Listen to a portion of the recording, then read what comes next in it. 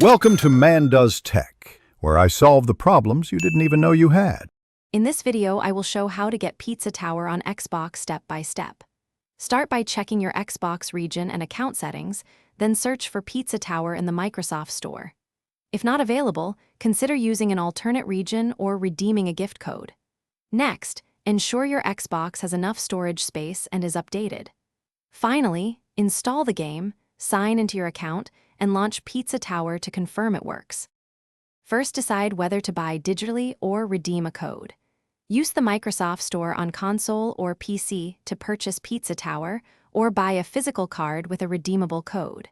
If region restrictions apply, consider changing your store region cautiously and follow Microsoft policies.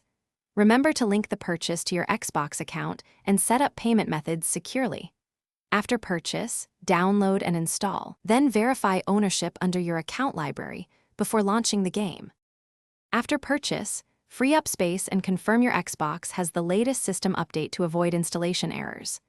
Go to My Games and Apps, select Pizza Tower, and choose Install or Manage Game to trigger download. If download stalls, try clearing local saved games or restarting the console, and check your network stability.